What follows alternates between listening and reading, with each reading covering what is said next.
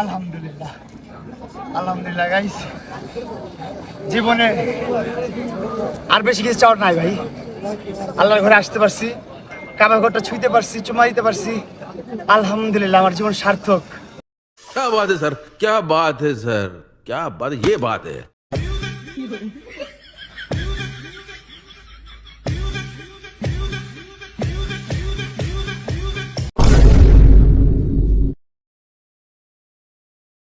লাইলার সাথে সম্পর্ক বিচ্ছেদের পরে মামুনকে দেখতাম যে টিকটকে মেয়েবাজি করতে, মানে মেয়েদের নিয়ে টিকটকে নাচানাচি করতো। সেইগুলো দেখে আবার লাইলা আপুর সহ্য হইতো না, তাই তিনি মামুনের বিরুদ্ধে মামলা করে দিছিল। কিন্তু এখন মাশাল্লাহ দেখতে কত সুন্দর লাগতেছে মামুনকে। সেই মেয়েবাজি বাদ দিয়ে এখন মক্কায় গেছে হজ করতে। এখন মামুন হজ করতে সে কিন্তু আমাদের অনেক কিছুই দেখাইতেছে। সে সবাইকে দেখাইতেছে কেমন করে উমরা পালন করার সময় টিকটক ভিডিও বানাতে হয়। মানে সে মক্কায় উমরা পালন করতে যায় নাই, সে গেছিল টিকটক ভিডিও করতে।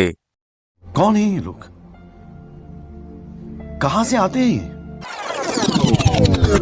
So hey guys, welcome back. I hope কি তোমরা সকলে খুব ভালো আছো এন্ড আমিও খুব ভালো আছি। হজ আমাদের ইসলামের 5টি স্তম্ভের মাঝে একটি। এখন উমরা বা হজ এই সফরগুলো কোনো সাধারণ বা কোনো নর্মাল ট্রিপ হয় না। মানে এটা আর 5টা জায়গায় ট্যুর দেওয়ার মতো না। এই ট্যুরটা আমাদের মতো মুসলমানদের জন্য খুব বিশেষ বা খুব স্পেশাল একটা সফর। এই সফরটা হইতেছে এমন একটা সফর যেখানে একজন মুসলিম সরাসরি আল্লাহর সাথে কানেক্ট হইতে পারে। মানে এই সফরে একজন মানুষ তার ভেতরের মানুষটাকে সামনাসামনি দেখতে পারে। তাই উমরা বা হজ আমাদের মুসলমানদের লাইফের জন্য সবচেয়ে বড় একটা রিসেট বাটন। এখন আমি যদি তোমাদের বলি একজন মুসলমান আর একজন টিকটকারের হজ পালনের মাঝের পার্থক্যটা, তাহলে বলতে হয় একজন মুসলমানের কাছে হজ মানে জীবনের সবচেয়ে বড় একটা আনন্দের মুহূর্ত।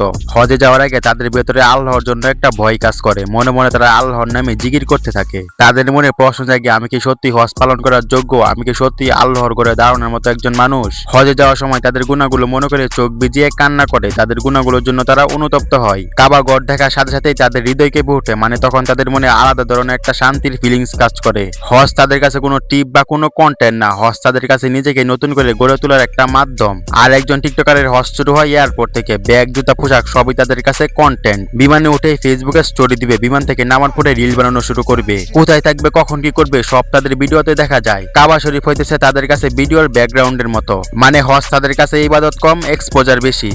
This is business. This is my sweat. I know, but I did business. Shut up.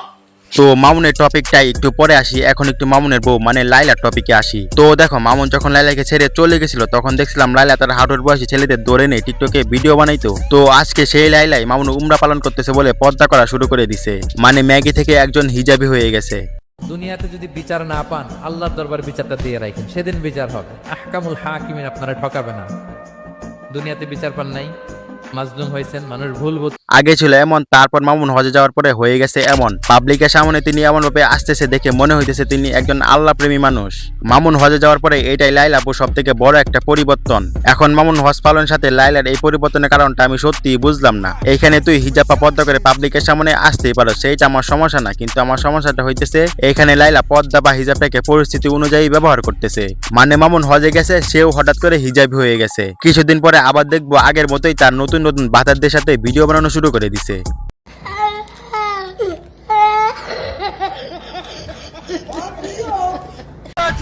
अरे कैसे नहीं नाचेगी, हम कुत्तों ने पैसे दिए। ये सब क्या देखना पड़ रहा है? अच्छा है मैं अंधा हूँ।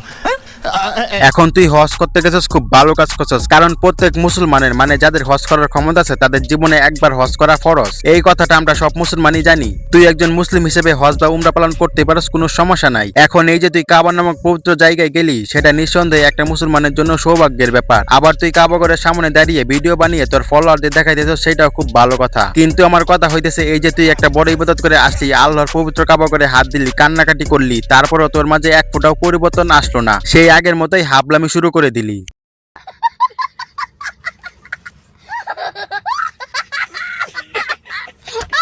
আল্লাহ বলছে খালি ফিরে আয় রে, তোর অপরাধ করতু।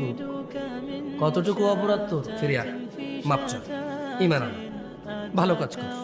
মামুন যখন হজ করতে গেছিল তখন আমি একটা ভিডিওতে দেখছিলাম আর ভাবছিলাম হয়তো এইবার মামুন ভালো হয়ে যাবে, আল্লাহর রাস্তায় চলবে। কিন্তু না ভাই, আমার ধারণাটা সম্পূর্ণ ভুল ছিল, কারণ আমি ভুলে গেছিলাম যে এইগুলো হইতেছে টিকটকার আর এইগুলোর ব্রেইন সবসময় মাথার বদলে পিছনে থাকে। উমরা পালন করে এসে ছাগলের 3 নাম্বার বাচ্চার মতো ব্যাকগ্রাউন্ডে মিউজিক লাগিয়ে নাচানাচি করা শুরু করে দিছে। এখন মামুনের উমরা করাটা কি সত্যি আল্লাহকে খুশি করা বা আল্লাহর ইবাদতের অংশ ছিল কিনা সেটা তো আমি জানি না, কিন্তু আমার পার্সোনালি মনে হয় মামুনের হজ করাটা লোক দেখানো ছিল, মানে সোজা কথাই বললে ও কন্টেন্টের জন্য হজ করছিল।